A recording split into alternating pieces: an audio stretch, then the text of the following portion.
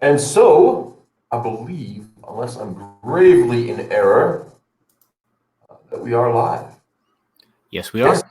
we are live for another edition of the Mattriarchy. So far, nobody is here yet, but that's okay. So, Dan, how's it going? Very good. Thank you for having me on. Always a pleasure to speak with you. Yeah, absolutely. So, I am trying. Goodness, my brain is a little scattery at the minute.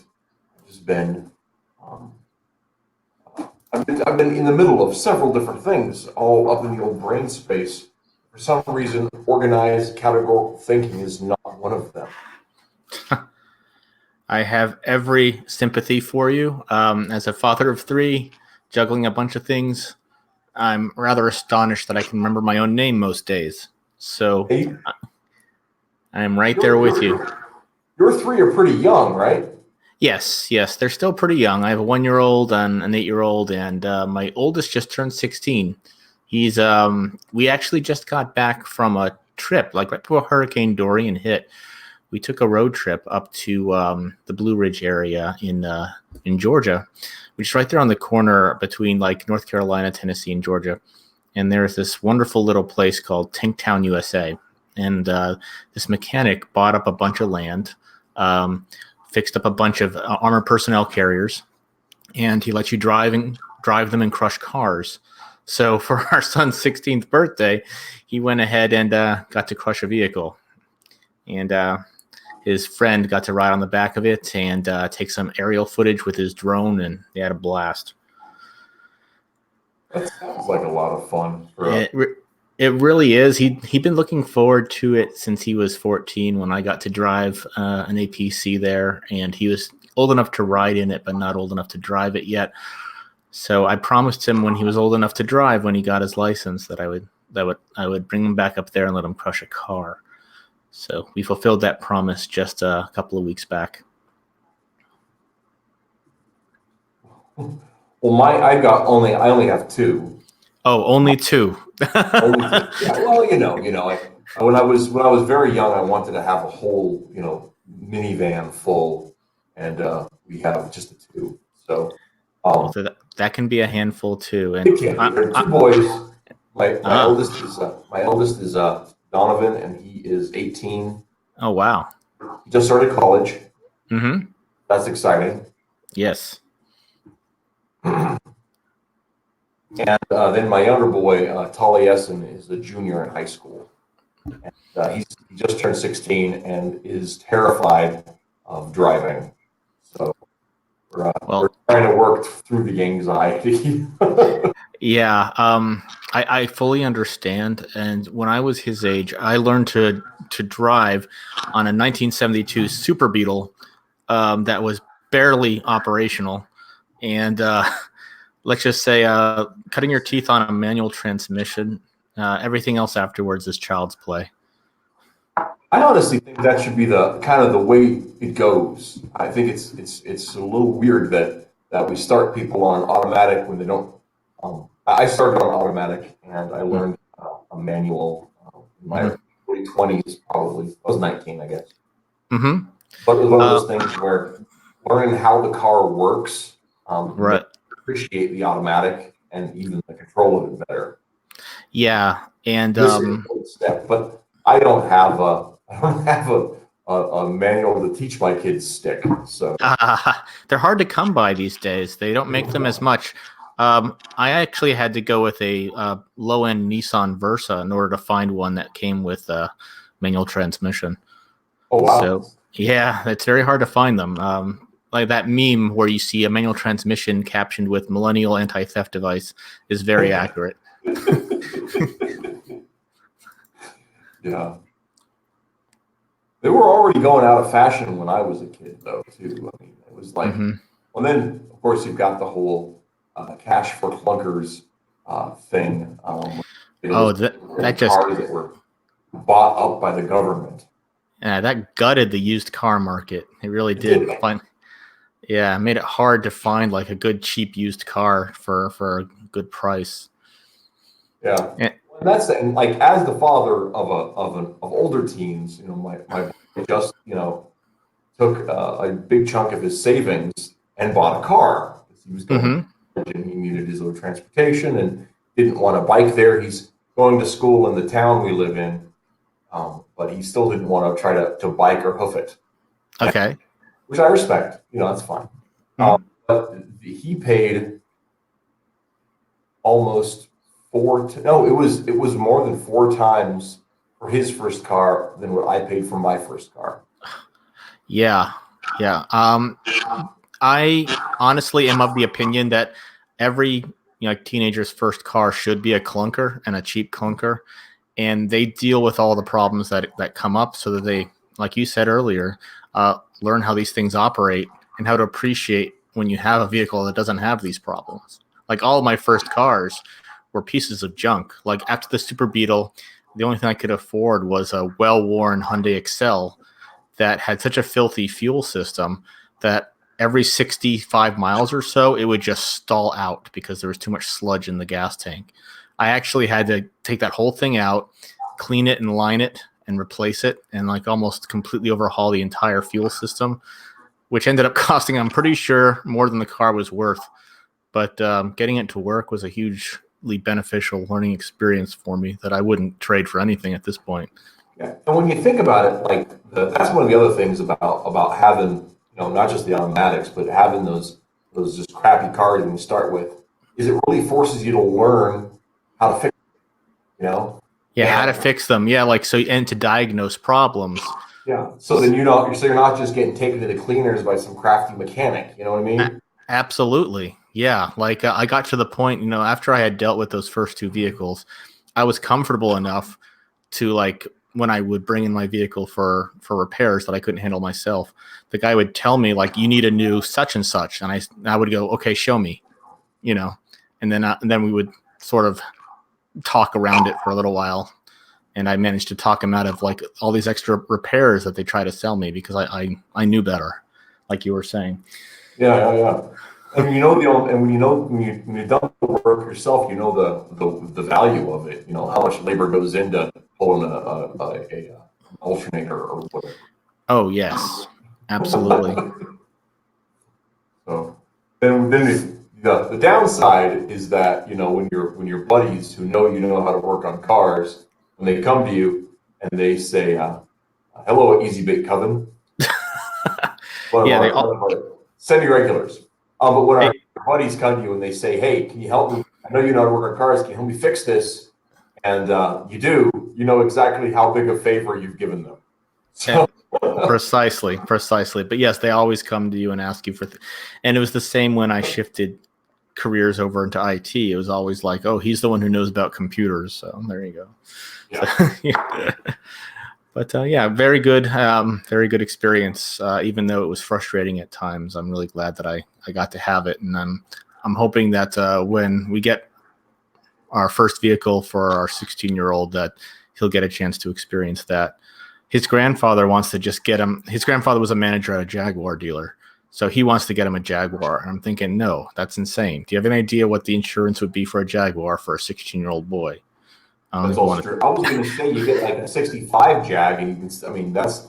Oh, yeah, that's a different story. But like the new Jaguars, yeah, they're like Although $50,000 cars.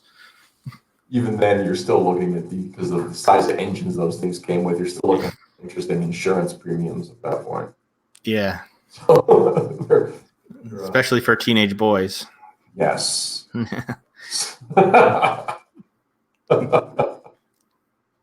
So you have your eldest is a boy, and you have a mixture in the younger children, or That's right. 8-year-old girl and 19-month-old boy.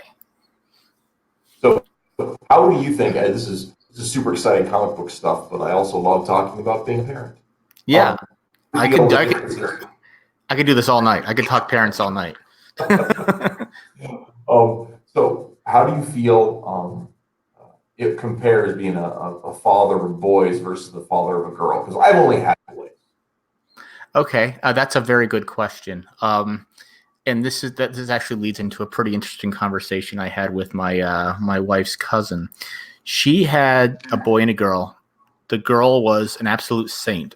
You know, she's the kind of girl that you would jump in front of anything to protect her from getting a scratch because she's such a sweet girl and she's so polite and she's so cooperative. And the boy was an absolute hellion. He was hell on wheels. Like she actually had to strap furniture to the table to stop him from pulling them out, knocking them over, climbing up on them and falling off and cracking his skull and all that stuff. So she walks up to my wife, and this is when we had, you know, the younger boy, and she asked him, "How did you raise a boy?" And she said, "I don't know. Our boy's wonderful." And our oldest boy was, in fact, a very well-behaved, agreeable, cooperative young man. And then we get our daughter, and she is the female counterpart to the boy I described earlier. She is a pistol, like she is a minigun, like she will give you both barrels every time. And she was such a rough and tumble, like little rapscallion that she got 2 trips to the ER before she was 1. Like one time she was on her high chair and she rocked it so hard she fell off the high chair and landed flat on her skull. And she ended up with such a swollen eye that we jokingly called her Sloth. And we said sloth love chunk and all that stuff. That was how we dealt with it. So the girl in this case was actually much harder to raise than the boy. My brother's wife actually said, "Hey, you wanted a girl. We don't make the most obedient children."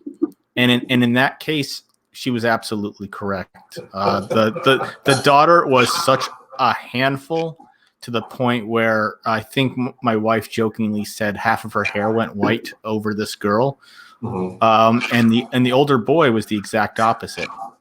Now, interestingly enough, fast forward to the younger boy, and he's just like his sister. So we have two pistols, one boy, one girl, and one very calm, gentle giant. So to answer your question, that's a long way of saying it depends on the boy and the girl. Like the boys tend to be more, I guess you might say procedure. They desire familiarity and procedures and routine a lot more than our girl does. Like our boy knows that when it's bedtime, he hops into bed, tucks himself in, and points at the TV or pats the pillow next to us because he's expecting us to lie down. As long as he follows a routine, you know, he's fine. Once he breaks routine, he loses his mind. Our daughter is the opposite. She's not good with routine at all, and she's not good with rules. Yeah. So I've of course I've got 2 boys, and they're only a pair of years apart. Another thing is really interesting to talk about with other parents who have kids that are much different apart because it's a different dynamic. You know, you learn different things at different times. Of course, yes, you're right. My younger boy was born 2 pounds heavier than his brother. Mm-hmm.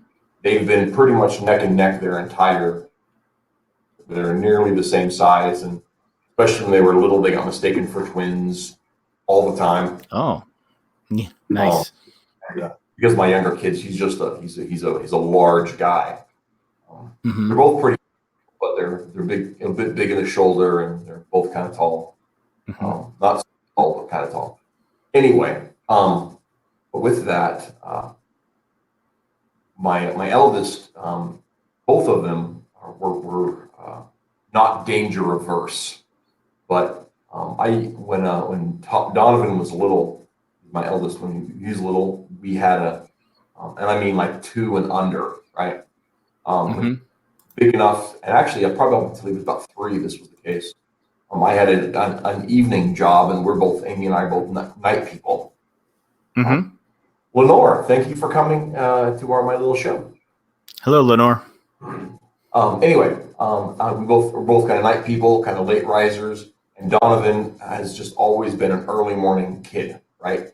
And so he would get himself up in the morning and just putter around the house. And at first, when it was happening, I was super tired, but I was also terrified. So I'd fumble out of bed and try to make sure he wasn't hurting. And he would just sit there and read or play with blocks. He wouldn't do anything dangerous at all until like we were awake, really, like 10 o'clock or whatever. And the minute our feet hit the floor, he'd be under the sink and into the chemicals, or he'd be, whatever it was, chasing the cat around.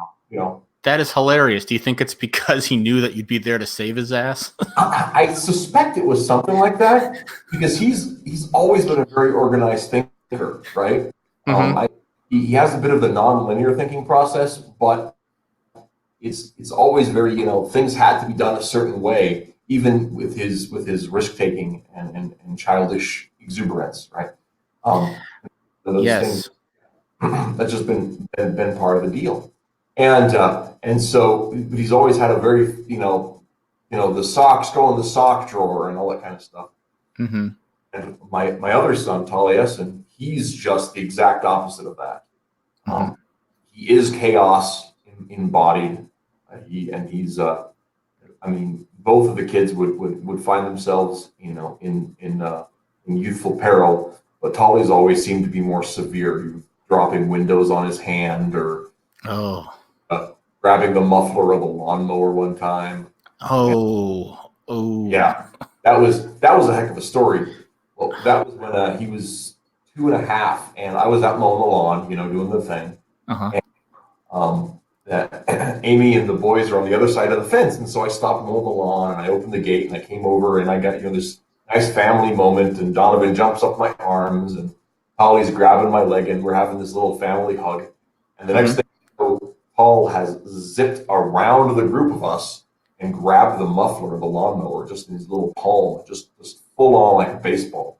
Oh no! Did he have to go to urgent care? Well, we took him, and they're just like, well, we can't really do a lot. The burn's clean. Oh, that poor guy. Like, we could have done this. And the worst thing was like he kept thinking. So we have him bandaged up, and we put the anti-burn cream on him and the whole thing. Oh my goodness! Yeah, he was like 2.5, right? So it hurt. So he kept trying to pull the pain off of his hand, and he kept pulling whatever bandages we had on it, and we just had to we just had to get him distracted. So we went out to like Target and stuff, and carried him so he wasn't grabbing stuff with his one hand, and so he could grab his other hand. Yeah, it's remarkable, like you were saying, how effective just distracting them for a moment is.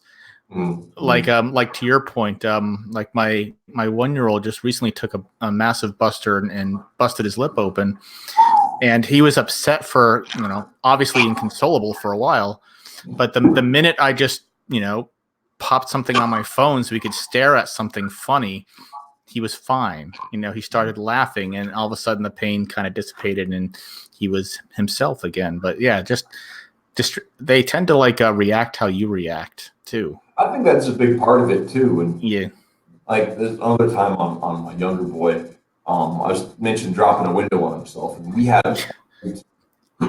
old wooden frame windows in our house, because our house was built in like 38, right? And at the time, we hadn't replaced all the windows, and so we had one window, and this is, of course, decades since the casings held themselves up. So, it's summertime, it's hot, you prop it up with like a block or whatever. Don't touch this kid, and go. Kid's like, okay. And this is again, he was probably about 3 when this story happened. So I'm at work, and my wife calls me up, and she's in a panic, and she tells me the whole story, and Holly's just screaming his head off. And I said, where are the keys? I got to take my kid to the doctor. We got to take our kid to the doctor.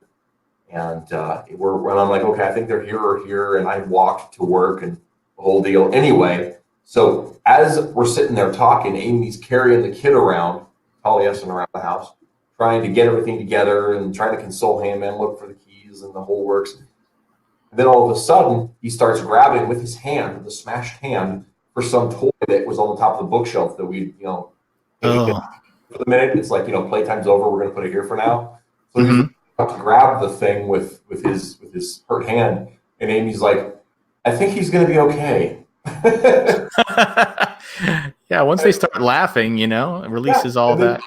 Yeah, and then he was just like, then after that, his interest was on whatever the thing he'd rediscovered, and he was okay. So, and he's a righty. He still uses his hand. I don't know if sometimes you see I'll share his art on Twitter every once and again because he's actually very talented. Oh, nice. Yes, I'll make sure to keep an eye out for that. Yeah, yeah. I have he's done some stuff on our webcomic. Nice. Cool. In fact, tomorrow I'm going to be uploading it. Well, that one is actually going up on our Patreon site right now. Nice. But yeah, I've been very, very pleased with. It's fun to work with him on stuff too. That is so cool that you get to do that. That he's interested in working with you. That's one thing that is one of my most fervent hopes is that, my kids, like my 16-year-old is, he's doing his own thing by now and he could take or leave what I do. But my 8-year-old is enthralled currently with my comic projects, and she's making all of her own. She's writing her own stories, and she's just so energetic and creative. And I honestly hope that when she's a little bit older, that she would like to work with me too.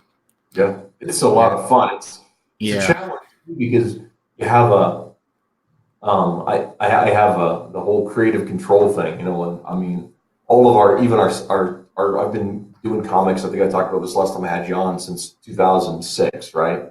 So there's this very it's a loosely laid out big macro story that we're working on. It's a little here and a little there, but it takes place over decades on our alternative timeline, and so I have all these years going in my head nearly all the time, and it's a very different experience to take some of those threads and hand them off to somebody, and it's really fun to have somebody who's kind of got the same kind of vision, and especially if it's your kid, kind of see how that works out. It's a lot of fun for me. Yeah. Well, that's just great. Makes me very happy to hear that you're able to work with your kid that way. That's very makes me very happy to hear that. One of the things I just wanted to say this before we talk about anything else that I've found most gratifying about being a parent is watching concept formation happen. Like my 1-year-old can now recognize the general shape of a shoe. And he knows that this thing that's vaguely shoe shaped, even though it's only like an insert for a shoe, he'll try to put it on his foot. And he says he calls it a shoe, even though it's not technically a shoe. The concept of shoe has formed in his head. And every time that happens, it's like, the sun rises, it's like, this is beautiful. Like this is something that will never happen again, seeing the concept of something form in a human being's brain for the first time. And it's fascinating too. I mean, you think, when you come into the world, right, you have knowledge and no context, right? There are things that your child knows, but he doesn't understand that he knows, he or she. And it's really fun to kind of see them kind of put those pieces together. But I remember with Donovan, the exact moment, and I maybe I'm wrong, but I don't believe I am, the exact moment where he realized that he was a different being than I was, right?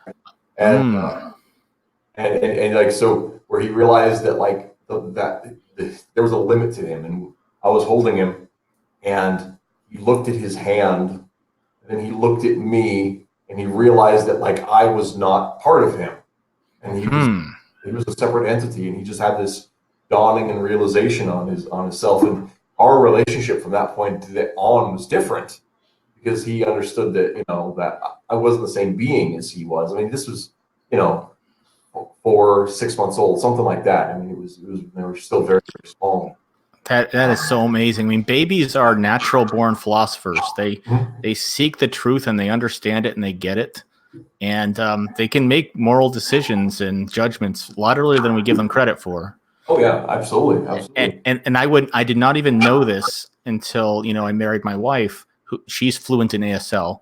So she's very big in teaching babies how to sign early. I had no idea how early they're able to communicate a thought correctly by signing. Like, I didn't know this. But by the time our kids were like 6 months old, they were signing milk, cracker, orange, and water so that they could tell you what they wanted. And when babies can tell you what they want, they get frustrated a lot less. Yep. So, Yeah, it's Yeah, it's with amazing. Donovan, with Donovan, actually, I don't think we got lucky, but he didn't go through the terrible tooth thing as severely as I think some kids do, because he was spent a lot of time, like he developed his own language when he was, and so we were able to communicate with him with the words that he invented for himself, and Oh, so like he had like nouns and stuff, like his mother was Uma. Um, and his word for food or hungry was gobbum. because he's gobbling or something like that. Yeah, That's well, because brilliant. that's the sound. I imagine it's the sound it made, right? But like those are the only two that I specifically remember. Hmm. Um, but I mean, that was part of it, was that we were able to understand that he was trying to communicate. Hmm. Excuse me. Hmm. Goodness sakes. The other thing that happened with it, though, is when he was at that edge of that frustrated fit throwing thing, he had developed this habit of or a very well, now I got a tickle. He developed this habit of throwing himself at the ground, right? Oh yeah, yeah. Right. He tried that when he was standing on his bed. When he was at, we moved him in. This was just before Tolly was born, and we knew we needed to have a separate place for him. And Tolly and the kids, when they were infants, they were in our room, and then we moved them to their room, right? And so Donovan was by himself, and he threw himself back, and he knocked his head the Ooh. window, the other kid's story, and he knocked his head onto the window frame, and that's the Oh. last time he did anything like that. I hope Um, so. well, and he wasn't badly hurt. It didn't break open or anything, but I mean, he realized that there were consequences to his actions. Like, Oh yes, yes. Cause and effect. cause and effect. This was like that was the last thing, and then um, not every conflict became something verbal, but it was one of those things where teaching him to self-regulate was a lot easier after that, and because he remembered the extreme of it all. So, Yes, yes. but yeah, but then when Holly started going through that period of time, Donovan actually acted as translator Because he understood. because he understood kind of what was going on, because they're so close in age Hmm. that when Tolly was starting and fussy, Donovan would they not necessarily chatter, but like he understood the body language and whatever else. And so they basically went over and he said, Tolly wants this, and we were able to say, okay, well, let's get Tolly this, and then he was fine. And so obviously Donovan wasn't wrong because Tolly's needs were being met, and and it worked. And then eventually Tolly was like, I can talk to myself. It's like, don't speak on my behalf again. Yeah, so they've had that kind of they're either best of friends or worst of enemies, and that's just the Reese brother dynamic has been generations. So Well, as adults, I'm sure they'll be the best of friends forever. So that's I the hope important so. thing. I hope so. Yeah, yeah. So anyway, we've been a half an hour talking about our kids. And I could do this for hours. I absolutely love Yes. talking about kids. So don't Well, stop. in a lot of ways, and to go on about that, I think we forget sometimes that in the way our world turns and everything. But that's the point. We're here we're here for the next generation. It's Exactly. And it's those of us that, pass it on to the next generation by having the children that are going to be there for the future, like we're the ones who are passing the values on. We're the ones who are going to, to make sure that there is a future one for. of those for me. It's one of those things too, where I'm not trying to denigrate anyone else's choices, but I think it's something that we so forget that when you're building a family, you're building the future. That it's one of those things that it deserves a little bit of press. It's Yeah, forgotten. absolutely. And I'm with you. I don't want to tell anyone that the choices they made are more or less valid than mine.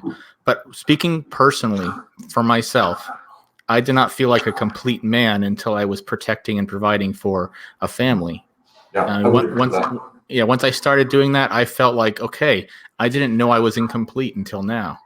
Like you Yeah, and always, that was the big thing for me. Like, I mean, I've wanted to be this is a little weird, but I've wanted to be a dad since I was 5. ah, Like, nice. like seriously, like just after kindergarten or just before. It's a little fuzzy because it was so long ago. But I decided that when I want to grow up, I want to be a dad, right? And maybe a fireman, you know.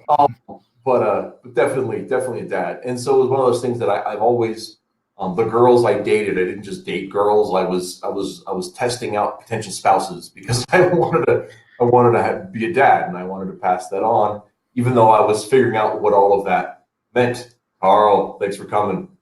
Um, Hey, and Carl. Yeah, and so that's one of those things that for me, that's always been a focus. But even though that was something I wanted to do, until I was a dad, I thought it was something I wanted to do. Like someday I'd like to visit Maine. You know, Yes. it was one of those things where I thought it was something that, yeah, this will make my life good. But I didn't understand the complexities of that and the depth of that until I was neck deep in dirty diapers. I mean, Oh God, neck deep is being generous. I mean, yeah. I was I going mean, down it's for the of third course, time. yeah. I say that to be funny, because it wasn't just the diapers, but it was the watching him grow and seeing how his mother reacted and all of that kind of stuff. And it was Yeah. and holding his little plinky head when he was born. Um, It and really does bring you to your knees. It really does. It's just it like, my does. God, this is such a beautiful experience and it's irreplaceable and I wouldn't trade it for anything. And now I feel like my life really got started. Yeah. That was me.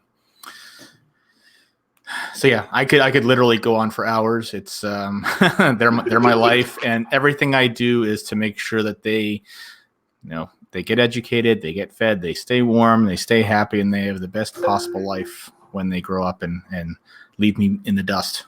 Which I fully expect to happen. I mean, my job as a parent is to make myself obsolete. I want to make sure that they don't need me, but they still love me for having gotten them there.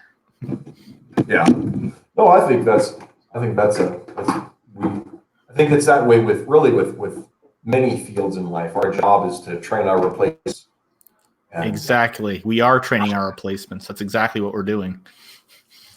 I think that's something that sometimes we forget about too. Yeah. That it's got to hold that grip onto the here and now, but it's gonna leave anyway. Yeah. It sticks around forever. So, and that actually is big. It's not everything, but it's a big part of why, for me, stories are so important, right? Yeah. Segue.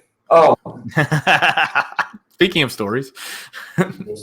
No, but I mean, when we think about it, stories are the practical encoding of our philosophies and our virtues, right? They're they're machines. They're scaled back machines of reality, so that we can see how the things we believe play out. Mm-hmm. And that's why, for me, not directly related to a whole lot of stuff, but I'm not so concerned with uh, conservative storytelling or progressive storytelling or whatever kinds of tropes you have. I'm interested in honest storytelling, because that's how you know if the machine, because if you put honesty into the machine, then the results of that machine are honesty. Yeah. And You put garbage in, you get garbage out. Yeah. exactly. And that's why, like, movies like, The Last Jedi, part of why I don't find it appealing at all is because it purported to be truthful, but it wasn't truthful. No, I still maintain to this day that it was just a gigantic troll. Yeah. He did what he did to piss people off, and he wasn't trying to convey any truths like you were saying. He was just trying to shock people to the point that they got angry, and he did that. Yeah. which, you know, is the whole And thing. But yeah, I don't want to talk about Last Jedi in specific for too long because everyone's already done it. But the greatest tragedy of the film as a whole is it's so effective at making people upset because what it was destroying was so good and true. You know, the original Star Wars film, at least the first and the second one, third one, it's up for debate, but the first one was a pure hero's journey. The archetypes were all there. We related to the characters. We cared about them. Empire Strikes Back ripped out our heartstrings. You know, we cared about all of them. Tragedy, redemption, and The Last Jedi just took all of that, burned it, then took the ashes and burned the ashes. So, and it was a truly beautiful thing that was destroyed by that film, just for the sake of getting a reaction, in my opinion. And that's what makes it the most tragic. Yeah. Now I'm looking at a clock here, and while you have piqued my interest to discuss the Empire, Return of the Jedi, we're going to talk about Adobe. We don't really have time. Yes. But you know what? It was worth it because I absolutely love talking about parenting with you. So. Yeah. So we'll just have to have you on in October and talk about Star Wars. That sounds good. I will be happy to do so. So, because I'd say it'd be fitting in December when they're putting the movie out, because I'm not going to see that movie. So, I'm not seeing it. And the tragic part is my kids don't care about Star Wars. And so it's not being passed on, at least not in my household. So well, my kids were really, really into Star Wars until The Last Jedi. Oh, man. How do you like that? But anyway. And it took them longer to like decide that they weren't into it than it took me. But they're just like, yeah. And you know what's so tragic again about this is that I showed the first film to my daughter when she was 4. Okay. And she was seeing it for the very first time. And at the very end, when Obi-Wan Kenobi is dueling Darth Vader, this little girl says in her adorable little voice, "I hope Ben wins." You know, like she was completely into it and she wanted Ben to win. And I was like, oh, I can't tell her what's going to happen. But, you know, that wonder was there and she was absorbed by this engaging adventure story. And yeah. And then just to hear that your kids were into it until they saw that abomination. Well, this is why I'm not even bothering to show any of the new films to her. I don't want that to be ruined for her either. So. Well, I mean, a big part of it was, I think that, you know, I mean, I talk Star Wars next month. So, change the subject from other people's stories. Yes. I finally took the time to listen to the audiobook. Oh, great. Knight Errant, which if you guys don't know is available on Audible. And it is. It's on Audible. Just search for Adobe Kroger Knight Errant. It's read by an exquisitely talented narrator named Addison Peacock, and she brings the book to life in a way I hadn't even thought possible when I was writing it. Throughout the process, when she was turning in chapters, I was convinced that I was listening to someone else's composition because she added that much to what was being written. So honestly, you will enjoy it. Go check it out, if only to listen to her narration. But the story's good too. Story's very good. I'm very proud of it. And it's a good segue over from our parent talk because I began writing this book to explore certain themes. I typically don't do that when I write. I try not to start out with the theme. I try to let the theme emerge organically. But my impending parenthood at the time got me very, very interested in the effects of abuse long-term on children. And I wanted to explore that in a way that was, how can I say this? That was sincere and organic and believable. With Adobe Kroger, I feel that I've laid the groundwork for that. There were two main themes, There are two of them. The effects of abuse and the need to be part of something larger than yourself. Okay. When a child suffers from neglect and or abuse or denial of love or affection, you are, for all intents and purposes, activating a slow-acting, ticking time bomb. So what we see in Adobe Kroger Knight Errant and later in the comic Adobe Kroger Dame Commander is a young woman who is still in the process of processing a very unhappy childhood, and most of her decisions formed by her history that she has not yet properly processed. And so for those people who may tune in and not be familiar with Adobe as a character, what's the elevator pitch for the... The elevator pitch is she is a young and inexperienced holy knight in a world in which Charlemagne and his 12 peers were actual holy magic warriors. And the Carolingian Renaissance that Charlemagne spearheaded in our world was a literal counterattack against eldritch Lovecraftian horrors that were brought about by humanity's abuse of the forces of magic and their attempts to continuously impose their will upon the world. So Charlemagne said enough of this, and he formed a holy army to counterattack against these forces, drive them from our world.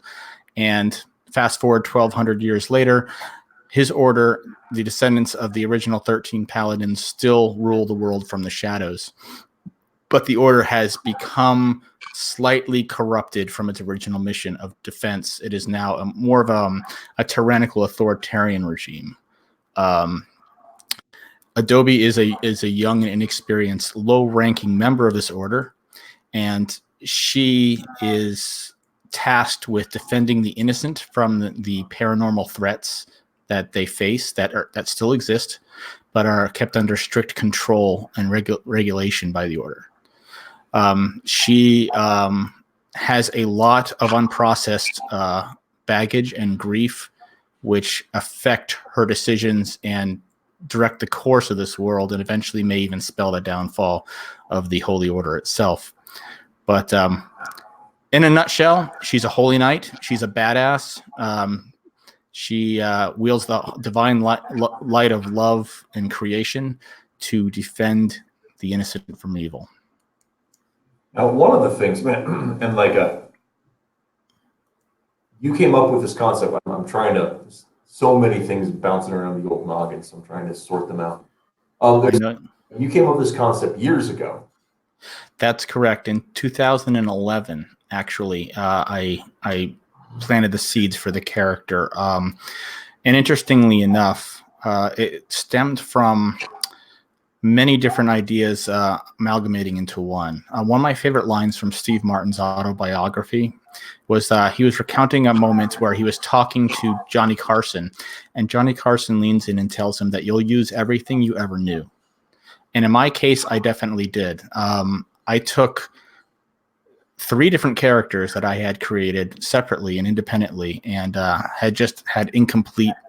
I had not completed their stories, and amalgamated them into Adobe Kroger. I combined a cynical, sarcastic, potty mouth character with a young and inexperienced, unconfident character, and came up with this young woman who was sort of a walking contradiction, a potty-mouthed, cynical, nihilistic, almost paladin, who is on the cusp of becoming something larger than herself for the first time, and thus curing herself of this empty cynicism and nihilism that is a result of her abusive upbringing. So this was back in 2011, and this was 2 weeks before my daughter was born. So I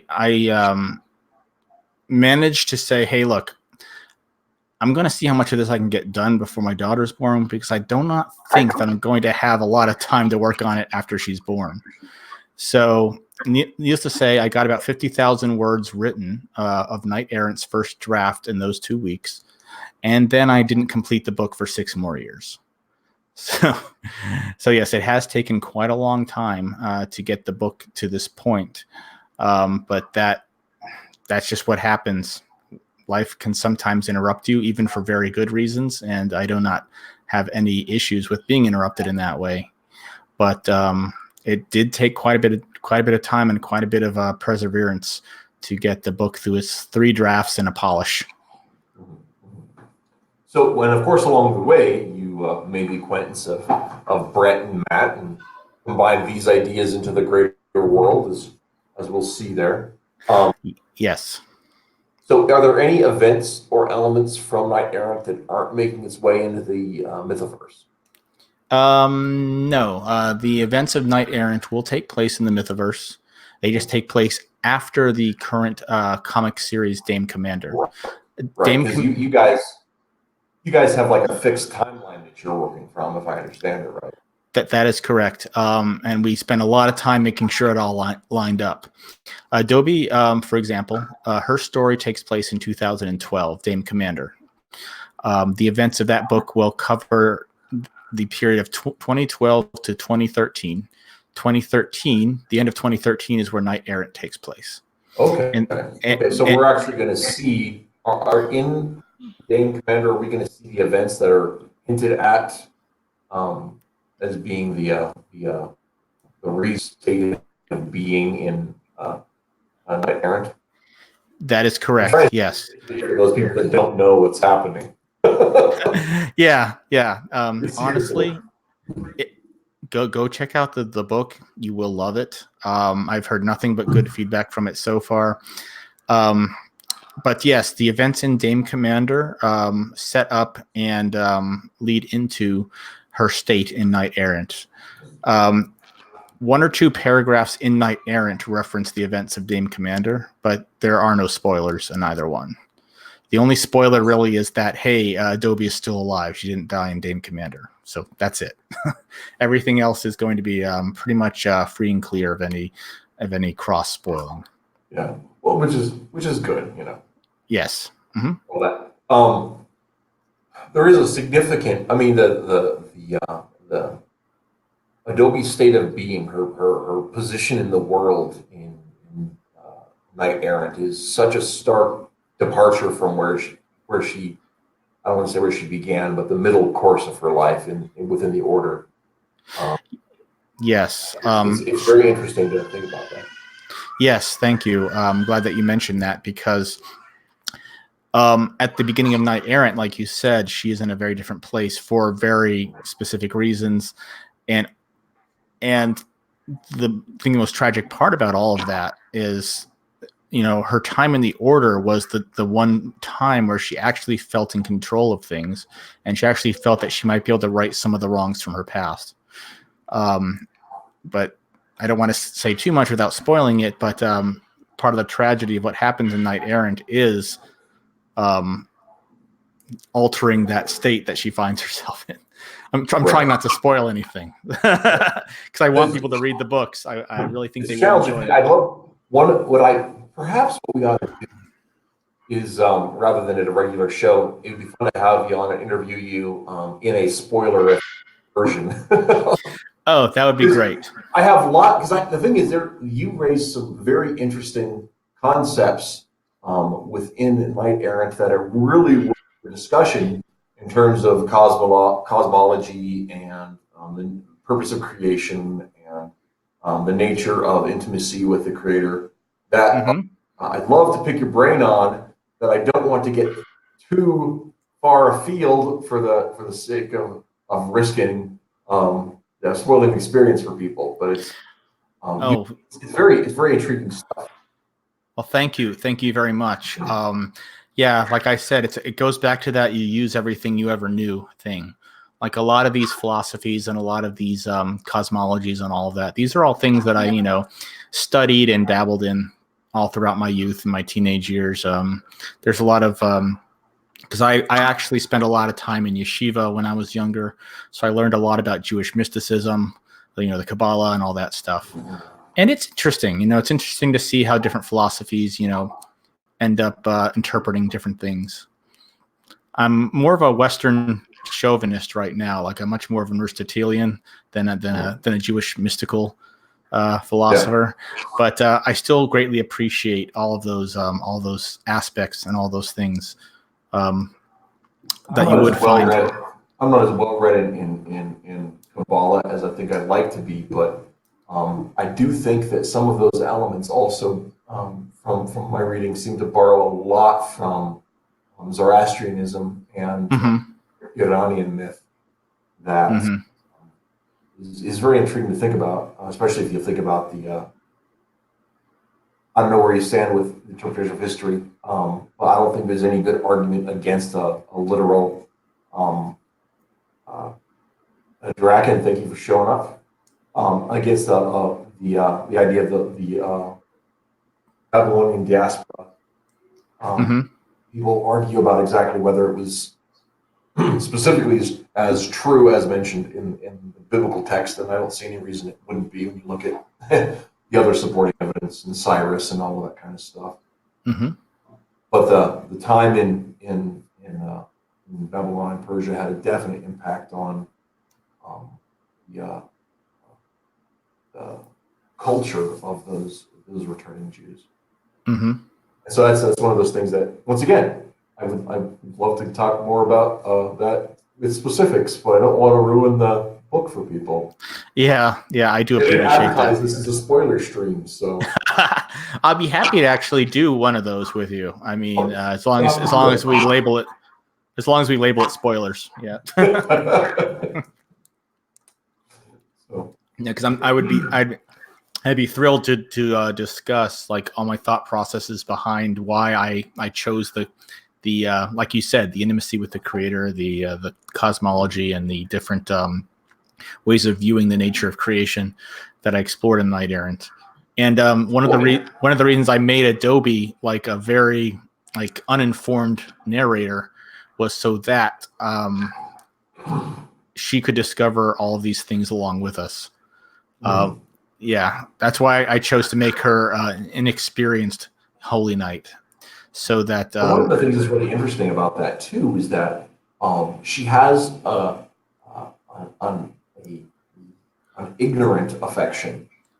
Yes, and it's an impersonal affection, and that's one of the things that is interesting to see her start to realize that the nature of her relationship with creation was that it was something that was that it had come on, that it was impersonal, and that it wasn't something that she was using her relationship and her position for her own reasons, not for any kind of truth. And to see somebody themselves, I think, did a really good job of portraying that. Thank you. Thank you very much. And I'm glad you mentioned that. That will play a much heavier part in Dame Commander, because we'll see more of her earlier experiences and why Simon doesn't like her very much. I mean, I don't go into that at that point because it's not really germane to the story, but there's a very specific reason why he didn't like her very much, and it's very closely related to what you just finished describing. Okay, well, it is 8. You said you had an hour, and yep. Our next guest is in the wings. You are free, of course, to hang out as long as you want.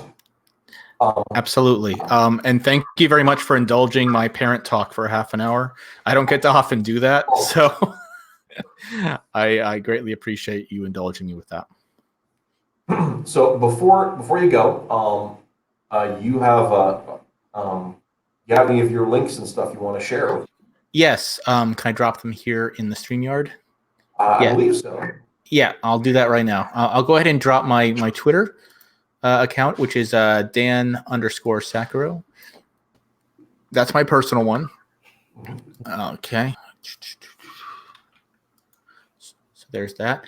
And let me also drop in Mythoverse. At Mythoverse is the official Mythoverse Twitter. And if you're interested in any updates for the comic universe I'm building with Matt and Brett, that's the best place to go. So real quick, right before I go, I just wanted to let you know that one of our 3 books for the Mythoverse is complete, letters and all.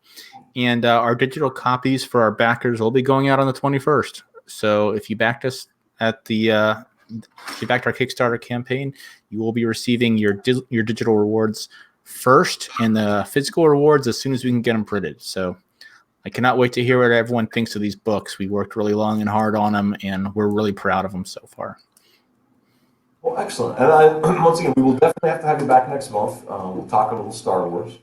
Star Wars, yes, I could do that all day too. Star Wars and parenting, I could do that all day. Well, and I think they're more connected than people give them credit. Yes, I mean the reason it's persevered for as long as it has as a cultural icon was because people were passing it on to their kids and sharing the joy with their children, and that's how it was. That's how it endured, and that's why I fear it will not endure very long past this generation, because I don't see too many older Star Wars fans passing on The Last Jedi to their kids. I sure as hell wouldn't. We can hope. Yeah, we can hope. There's always the first three. All right. Thank you very much, Matt. I will yield the floor to your next guest. Thank you very much for having me on. I had a blast. Who was also Matt. Thank you so much for coming down. We will catch you later. Absolutely. Thank you. So Matt Johnson, thank you for coming. I would have brought you in sooner, but Dan was just wrapping up. And no problem. I like to be a little early.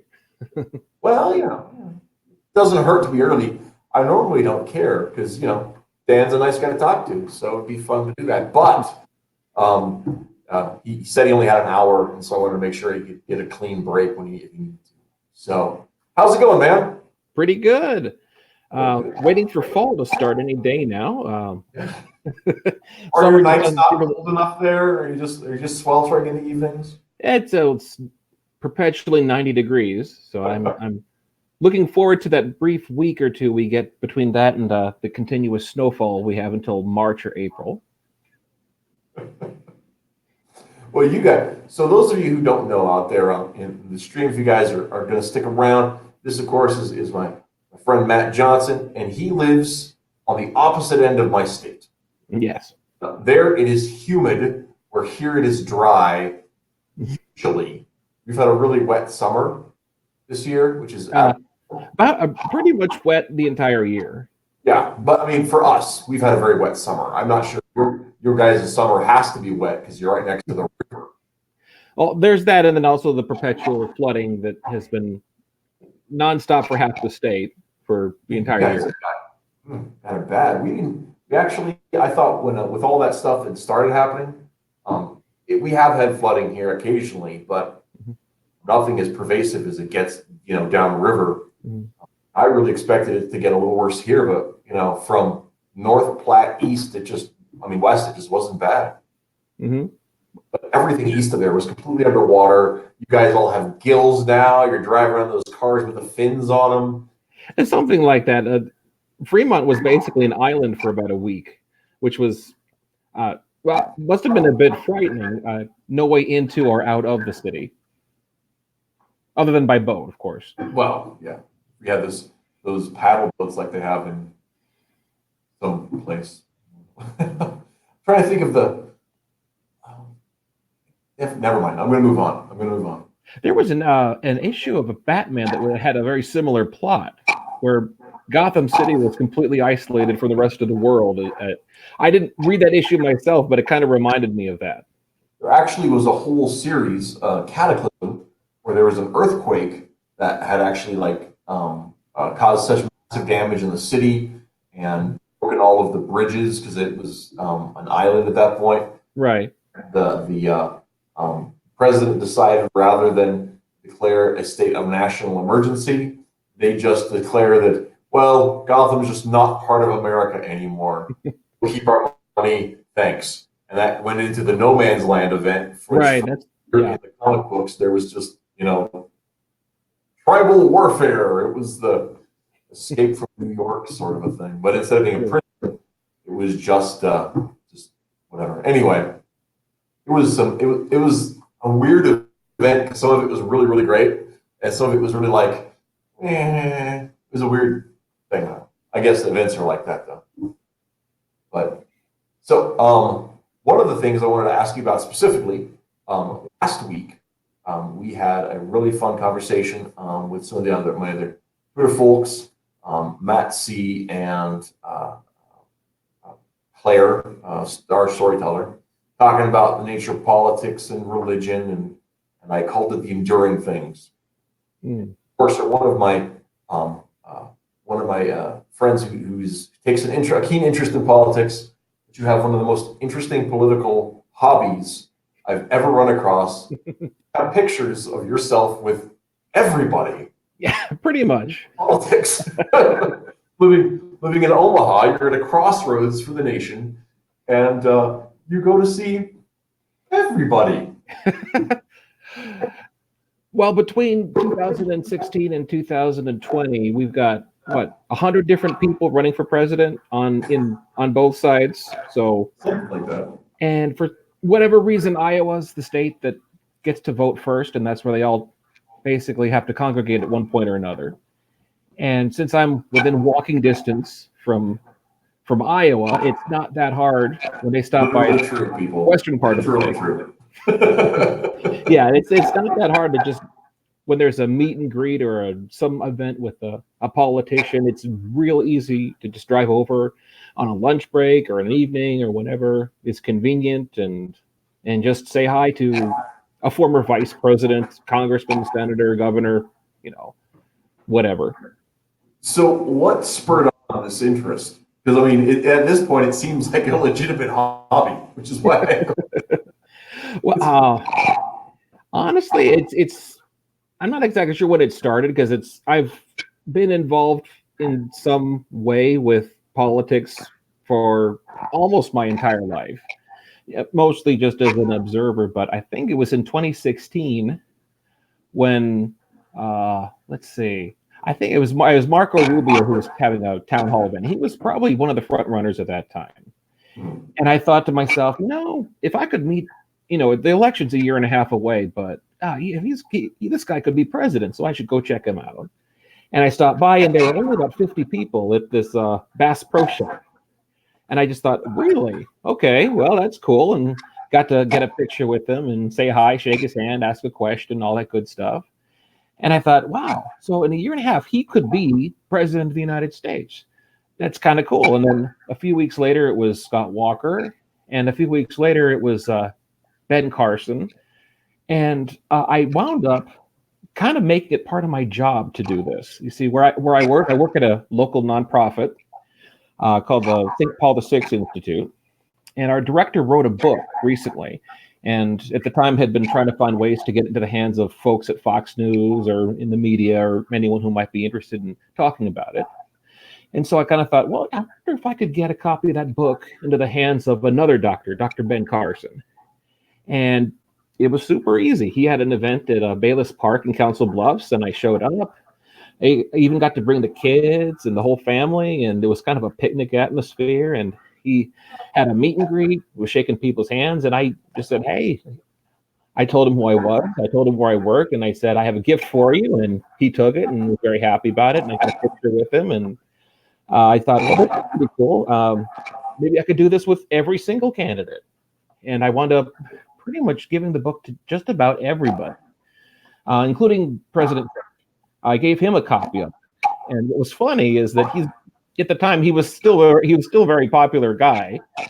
As a celebrity, people were getting him to autograph all sorts of things, copies of magazines with his face on the cover and books he'd written. And so he was kind of working his way down the rope line. And when I went to meet him, I had the book and I kind of handed it to him. Right after that, a guy handed him a bobblehead doll for him to autograph. And so he was autographing the bobblehead doll, gave it back. Then he took the book without really even looking, autographed the cover of it. And then he looked at it. And it's like, that's not my book. And he said, whose is this? And I said, well, that's a gift for you from my boss. And he kind of said, oh, okay. And he kind of handed it off to an aide. But the best part about that story is I was able to give my boss I'm sorry, you froze up for a second, Matt. Oh, sorry. I must have a connection. You okay? Are we still there? Hang on. 1 second. It's coming back. Buffering. The funniest thing about that story. The funniest thing about that story, I'm not sure where it got cut off, but he autographed the book itself and looked at it and was like, "Whose is this?" And I told him it was a gift for you from my boss. And the best part about that story is I got a picture of him holding the book. And so I was able to give that to my boss after he got elected. And that was great. I love being able to do that because that's not easy. That's not easy to do. Yeah, that's a great story. But see, being able to make it part of my job though kind of gave me the excuse to take off just about any time if there's a candidate coming to town, hey, I got the book. I'm gonna go get him. I'm gonna go hand it to a congressman, senator, governor, somebody who could be president. Who knows? Yeah. Well, and the funny thing about that, I mean, in the telling of the story, is it's totally predictable because it's just the kind of thing that happens, kind of thing like that. But at the same time, it's you can just savor it coming. So now your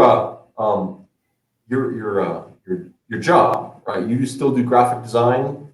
Oh yes, graphic design, marketing, mostly graphic design, but a lot of it is also marketing. So if we need a story to be written, sometimes I've done interviews with people just to get a good story for an appeal or something like that. I'll do that, but most of it is graphic design, website design related to things like that.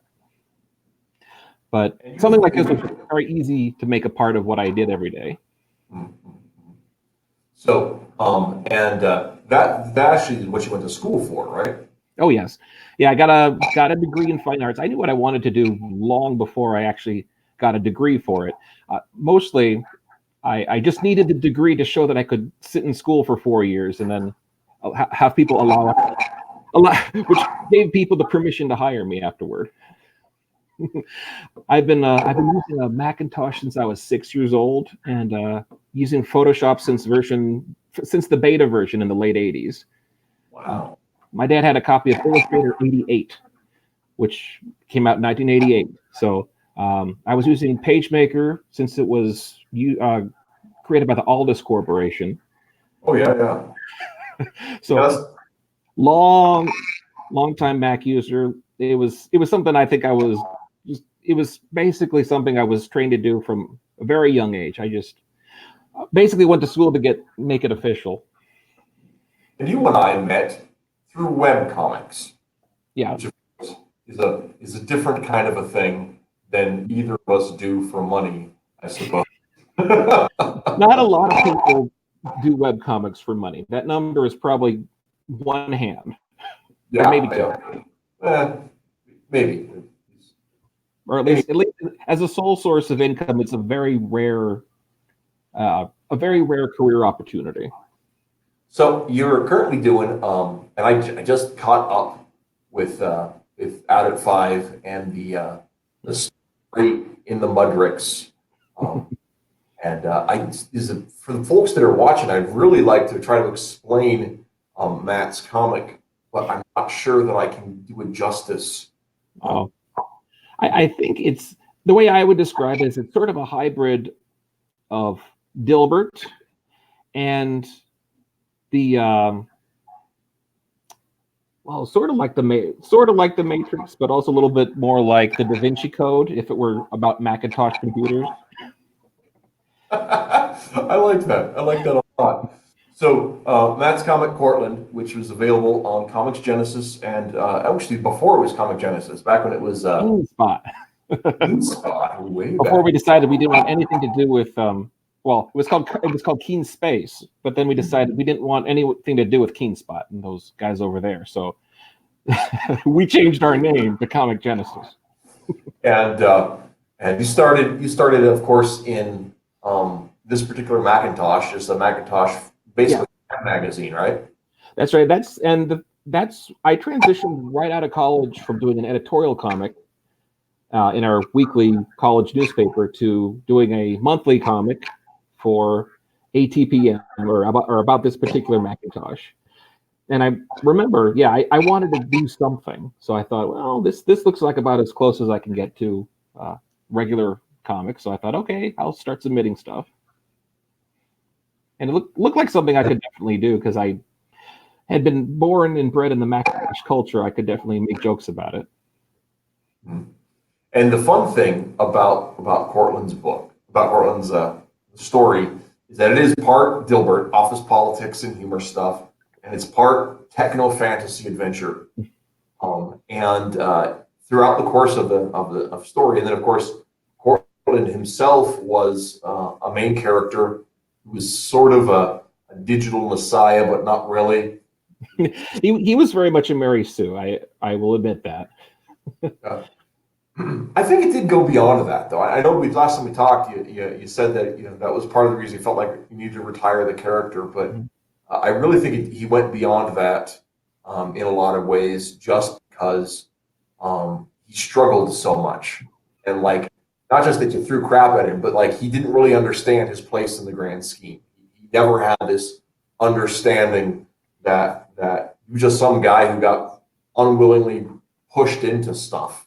Sure. And make the best of it. And I think that's what separates him from your classic Mary Sue character. Well, I hope so. I think what I did notice eventually is that he was basically an author insert character, because it's very hard if you're a graphic designer writing a comic about a graphic designer not to have that character eventually start to resemble yourself. And what I decided eventually is I really preferred writing comics about other people, because that kind of objectivity makes it a lot easier for a story to kind of form organically. When you're putting yourself into the story, it's a little bit more difficult to, at least in my mind, to have things develop realistically. And that's kind of where things were. Some of the things happening in the Cortland story I didn't like, because I thought, well, is that what the character would do? Is that what this character would do? And eventually what became more fun is if I started putting, because I have a lot of characters based on real people or parts of real people. And what's more fun about that is that when I have them in the story, I can say, oh, I can totally see what that person would say and that person would say, and I'll put them in this situation and that situation. It's no longer a personal thing. It's no longer, is this something I would say? Or I don't have to think, oh, well, that's what I would say, but is that what Cortland would say? I don't know. Yeah. One of the things about the way that Cortland, the comic, was structured too, and I don't know if I have a feeling it wasn't entirely intentional, is that he became a sounding board for the other characters too. Mm-hmm. So when you ended Cortland's story and you began out at 5, the other characters around them had developed in a way around this shared history that allowed excuse me, that around so that they could have real organic development. And so you have Angie, and you have, oh my goodness, my brain's just flipped out on me. Todd and Angie and the buses, and the tangential characters. Yeah, but with all of those secondary and tertiary characters, when they became primary characters, it was a natural fit. Mm-hmm. And what I especially thought when you did the 5 years later storyline, saw how they'd grown from there, and seeing Angie's story up close was very poignant on all of that. The other thing that I find, and this is definitely my own perspective on that, is that one of the things I found I continue to find so charming about the Cortland stories on repeated readings and out of 5 as well is it has such a Eastern Nebraska flair to it. It's very geographically localized, and of course I'm from the West, and things are a little different out here, but we go visit out there east, right? And so it still has a familiarity to it that it doesn't really even feel forced. It just feels like visiting. You know what I mean? And I think did a really good job of showing a lot of love at a state that doesn't get a lot of attention in fiction. Well, it's kind of nice to include things like a Runza in the comic, which makes sense. It does make people ask questions, though. Oh yeah, I met very briefly once the creator of Any Trek, and I called him at the time Lupran. So he came through, and we met at a Runza together. Yeah. which he'd never been to. And he got to tell me later that it gave him the Runza. That's a common joke. That's a common joke. When I first moved to the state in '88, I was confounded that there would be, and of course I was a child, I was 10, but I was confounded that there'd be a restaurant called Runza. Like, what would possess a person to name a restaurant that? I don't, and I had Runza just earlier this evening, and I still can't answer that question. It's delicious. That's what I know about it. Well, what I always thought was this is something that I've just loved, though, is being able to localize a comic. Yes, proof that you have the Runza right there with you. Don't like the new logo, though. I don't care for that. But yeah, being able to make something that local, and the thing is, it just comes naturally when it's around you all the time. But what was kind of fun is being part of Comic Genesis. There are people there from every other country and every other part of the world. Just being able to kind of what I tell other people, I like seeing that kind of personal local stuff in other comics. There was one other comic called School Spirit. I don't know if you ever read that. I read a few of them. Yeah, he's Nazi, right? Yeah, very much so. And a lot of Australian slang, colloquialisms in the comic. And I told him I like that. It's kind of fun to see something special or unique about, it's a comic, but it's not just a comic about kids in school. It's very specifically Western Australia. So rural Western Australia. When you think about the fact that the internet connects the world, and if we're making these web comics that go out, who knows who gets a chance to read them? I mean, like on our Forces website, our last iteration of it, we don't have all of the same stuff installed in our current. We just changed servers, and we're still trying to make things the way we want them, which I'm not 100% happy with. But you live with the life you have. Anyway, one of the things that I get back to on it is that we used to have a tracker that would actually ping the geographic locations of everybody that read our comic, right? Right. Yeah. And we had a big chunk of people in the States that would read Forces, and then an equally large chunk of people in like Cambodia and Laos and Southern China that were reading Forces of Good and Evil. Right, or they're just trying, or it could be hackers.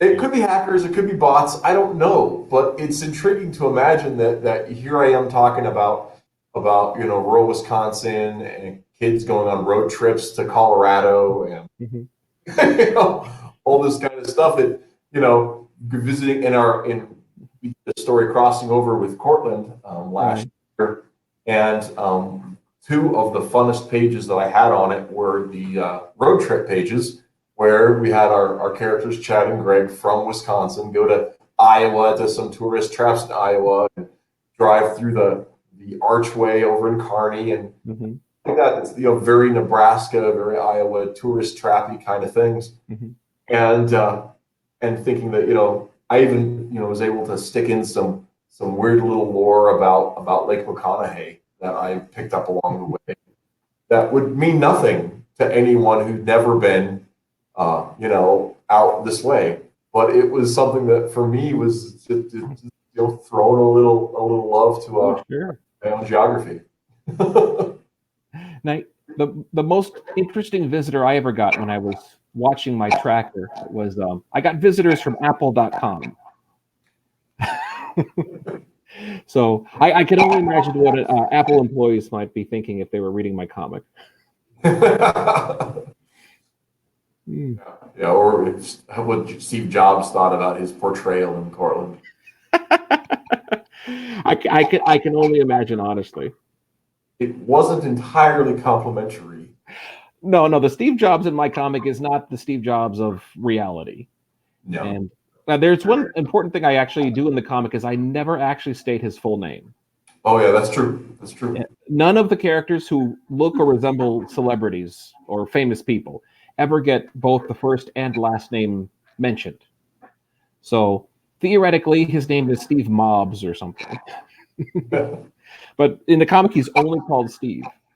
The only exception for that is a Woz, who I obviously had to make a joke about two guys named Steve, but I never referred to him as Wozniak. He's just Woz. Just the Woz. Yep. Which is just kind of close to an infringement of some kind, but hopefully not. And his character is much more treated much better, I would say, than most of the other villains in the comic. Yes, that is true. Much more. The other aspect about that too is you have, parody is perfectly legal. Oh, that's true. Well, that's and the thing is, I'm not necessarily worried about being sued for defamation for a webcomic, but it's honestly more of this is clearly not, John Scully clearly does not have ambitions to take over the world. No.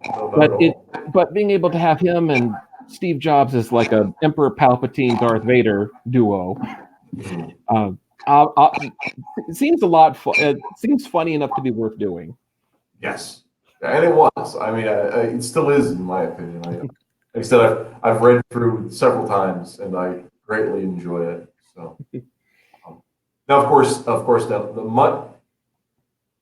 until very recently, much of the Apple lore, as it were, was backburnered while you did 5, which is far more in the spirit of Dilbert, where it was all, predominantly gags and almost entirely office politics, with a couple jabs at actual Omaha politics. Mayor Blunt, of course. So I have to be completely honest, I knew those jokes, but I didn't understand all of them because I don't live in Omaha, so it's not my business. Well, I actually had ambitions of creating a more political humor in my comic, but the reason I never really did that, and I don't see myself doing that, is that to do a comic that's political, it feels like you have to make your characters say things and take positions on specific things that may or may not fit with that character, if that makes sense. If I ever did a more politically oriented comic, I would have to invent completely new characters. Yeah, that's a big thing, especially with the pre-existing characters, because you can sit there and think about, who would Batman have voted for in 2016? But it's just a guess. By the way, Batman doesn't vote. He doesn't vote. It doesn't take time to vote.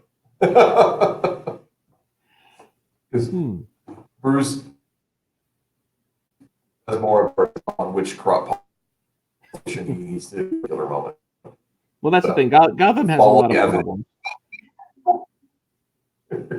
You follow the evidence. Don't worry about the politics. That would be Bruce's perspective. I'm sure of it. However, pretty sure Clark Kent would have voted for Trump. Don't put it out there. Well, see, that's something I don't like with some comics, is when they start breaking it's kind of breaking the fourth wall in a way when you start addressing real life politicians and political. That's why, like, if I ever had the president of the United States in my comic, he would not be an actual president, because I don't want to have the restriction of. I mean, honestly, if you take a president, if you want your president to be a bad guy in your comic, but you base it on a real politician, you're going to cut your audience in half. And I never really liked that idea. If I wanted to have a president be a complete jerk, I wouldn't want him to be in either party, because I wouldn't even mention the party. I want people to be free to hate him no matter what party you belong to. Yeah. And I think that's especially true.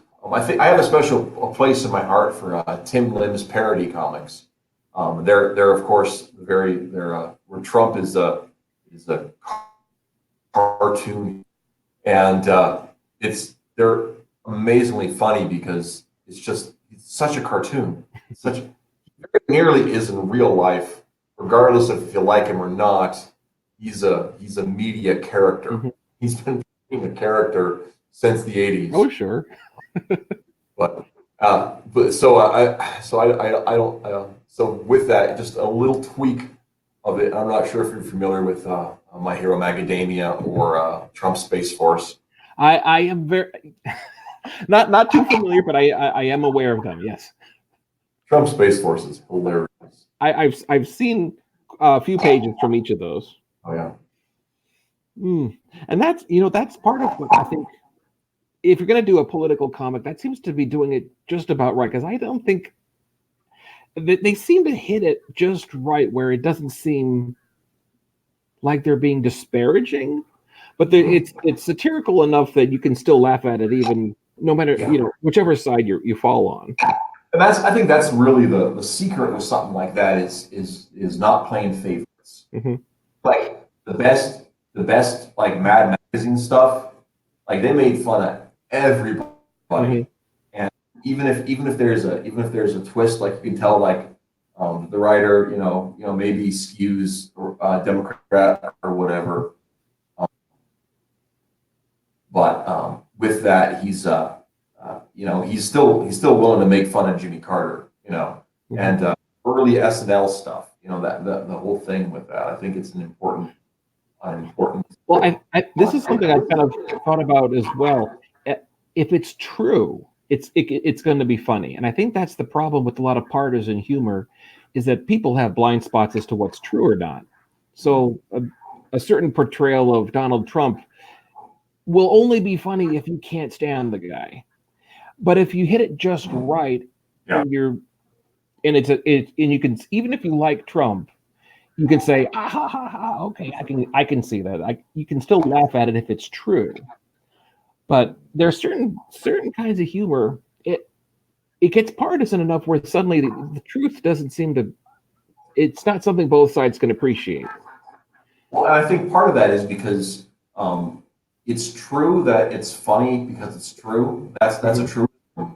But the joke is, so every joke is also a lie, Mm-hmm. right? Because a joke is exaggeration. That's what makes a joke a joke.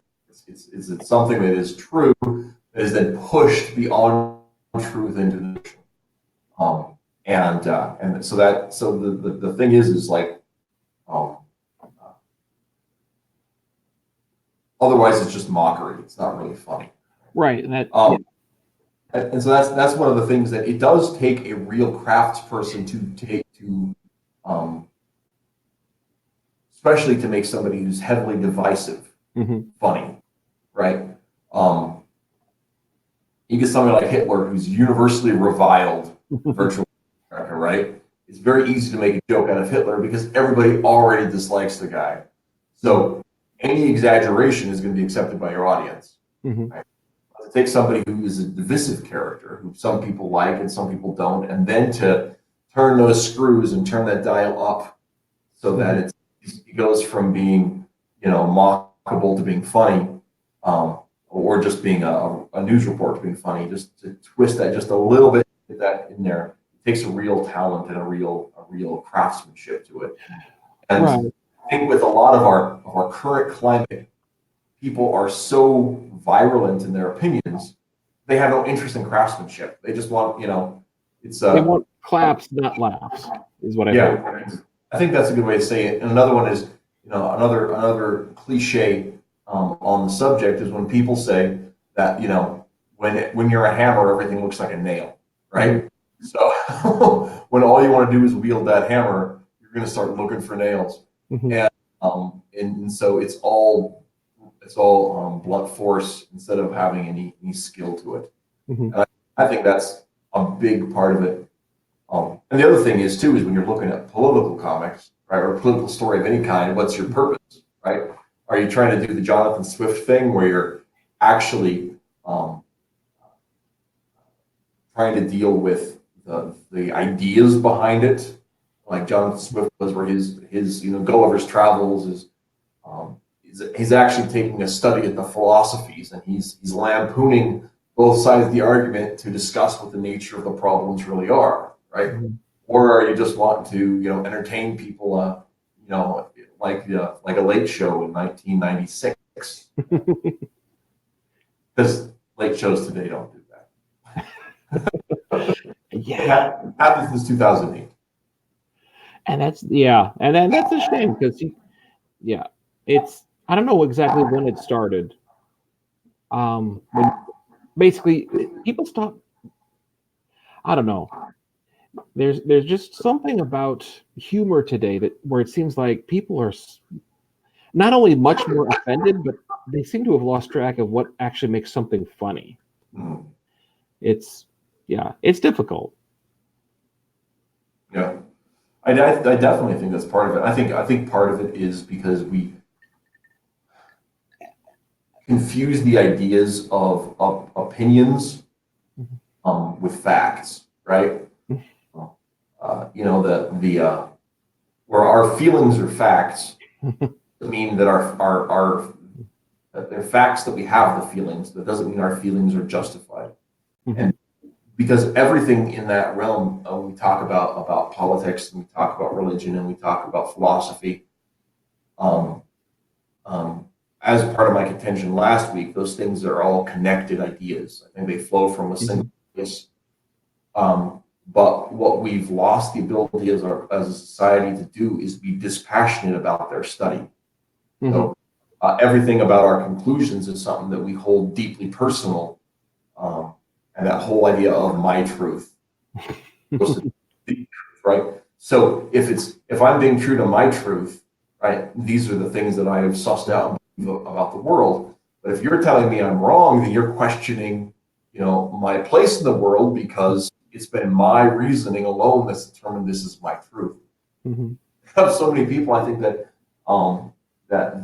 arguments about the semantics of a thing become personal attacks, but you don't really question a person's existence or the propriety of their existence by asking them to defend their intellectual positions. But I don't think we have I don't want to say the subtlety of reason, but I can't think of a better way to say it than that either. We just have hard and fast beliefs about stuff, and I think that's a little silly. Well, I'll say this. I've noticed because you mentioned earlier, I've been having a lot of face-to-face talks with people in politics. And something I've discovered is that people aren't nearly as offended or offensive when you meet them in person. If you're on Twitter or on Facebook talking about politics, it's basically a cesspool, people saying all sorts of stuff. And when you meet people in real life, they're not nearly as crazy. So I'm not sure if it's something in our online world where there's some kind of an outrage machine where people will just have a knee-jerk reaction about a joke or a comic or any piece of creative work where suddenly it's virtuous to be angry and outraged that this is horrible and offensive. Where a couple of years ago, you didn't have sort of that feedback loop of,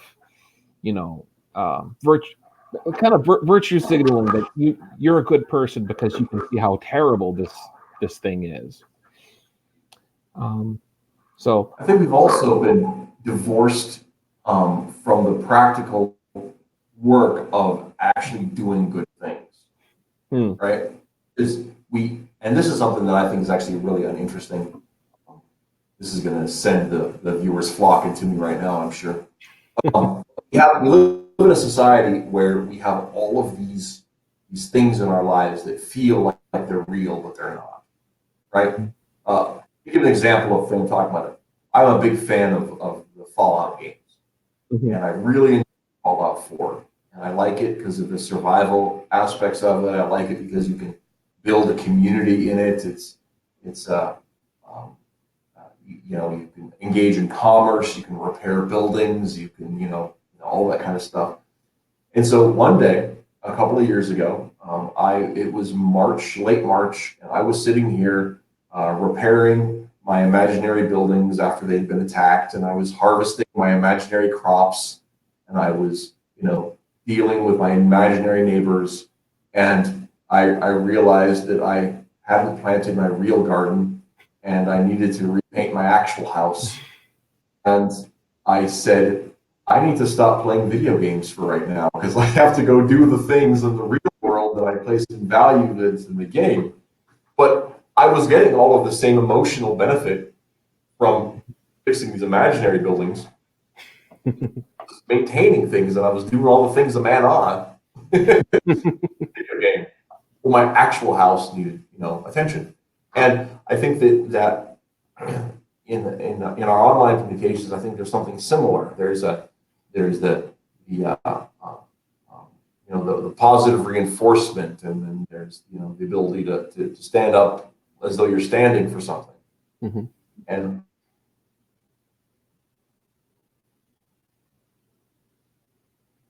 your keyboard or your phone, right? Mm-hmm. So I think that that positive reinforcement or negative reinforcement feedback loops that we've created with social media trick us into thinking that we're actually giving back to our community when maybe we ought to be helping at the soup kitchen mm-hmm. or mentoring a foster kid or something. Mm-hmm. Yeah, there's a lot you could say about the social media time sink. But actually painting gardening takes 100 times more time. This is true. I'm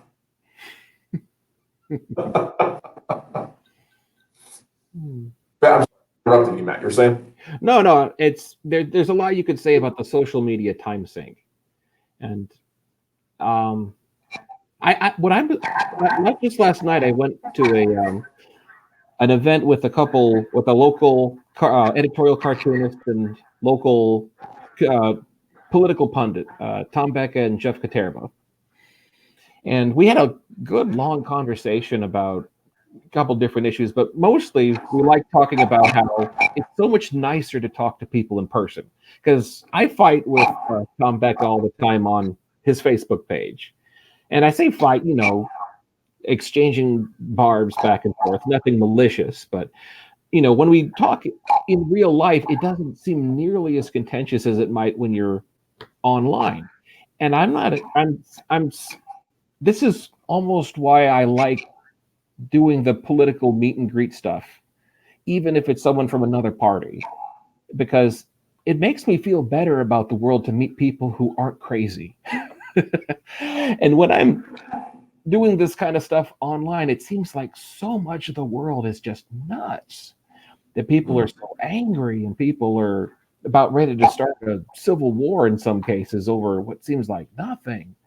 But when you talk to them in real life, you realize, you're not that crazy. I can see exactly why you think the way you think. And talking to you in person, for some reason, takes a lot of that animosity away. And I'm not sure why that is, but it's real life is certainly better for that. Well, I think part of it is you never really have to worry about somebody reaching through the monitor to hit you in the mouth, So people say a lot of horrible things online because there's the distance, right? It's just like every once in a while you find out about people who are harassing or bullying. Mm-hmm. Well, it's funny you say that. Drop down here. I think so. Okay, all right, we're back. Every once in a while, you have a thing where you hear about, some kids that are harassing or bullying each other through, text messaging or mm-hmm. Instant Messenger. Used to be a real problem with that. Mm-hmm. And I think on the one hand, I don't think that we're teaching resilience properly as a society. But on the other hand, distance means a lot. I mean, that separation emboldens weak people.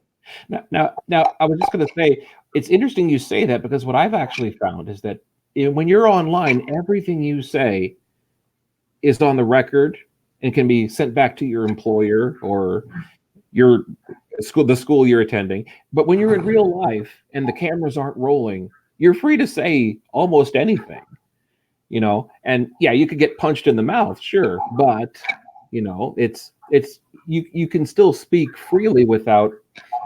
To me, it seems almost better, because I've actually had a couple meetups with people I talk with online, and we'll go and have a few drinks and we'll talk about politics, and the whole reason is, well, let's get it offline where we can say what we feel like without having all of our friends and coworkers and whoever else might be linked to us on Facebook or Twitter able to see and read and review and comment on what we're saying. Sometimes it's if you just have 6 or 7 people in a room together, you can speak a little more freely than when you're on the internet and basically everything you're saying is broadcast to potentially millions of people. Well, I think one thing we also have too is a situation where when you're meeting in real life, and you get some of that on the video here, but not entirely. But one of the things that happens in real life is that you get to pick up on those nonverbals, the paracommunication, Mm-hmm. right? So much of our communication has to do with our body language and not just our word choice, but everything else that goes along with it. Mm-hmm. And it's like, I think that's part of why emoticons and those sort of things became so popular. And everything was because the English language in written form has no sarcasm, Mm-hmm. And I think things that are meant to be even caustic, biting, sardonic comments are still meant as jokes. Mm-hmm. That doesn't always come through that way. Right. And I think that in social situations, there's sometimes where you say something that you mean, but you kind of mean it as a joke. It's meant in good spirits, even if there's a particular coworker who I make a point of mentioning that he's evil. Because he is.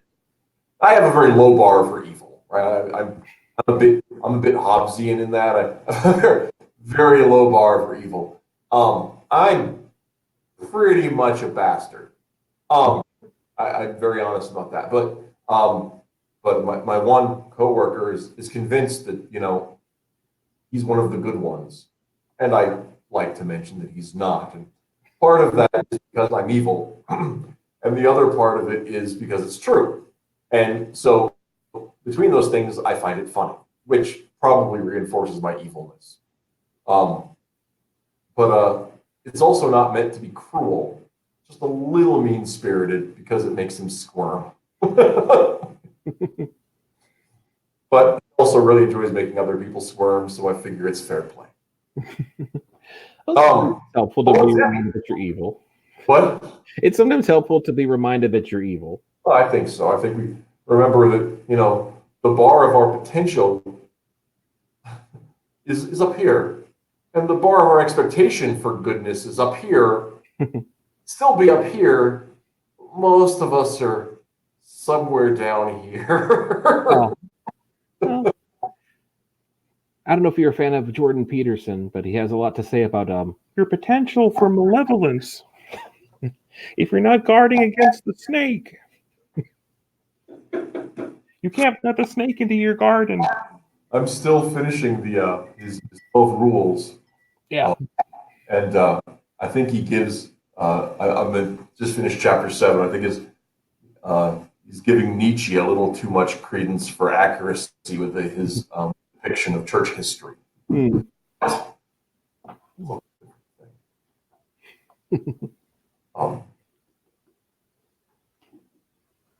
So Draken had this to say about our comment earlier. I'm going to share it up here. People who don't stand out, are weak and dumb, etc., tend to not have the experience of facing blowback.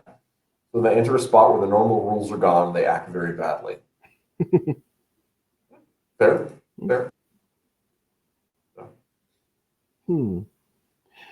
Yeah, I've not had the pleasure of encountering Antifa yet.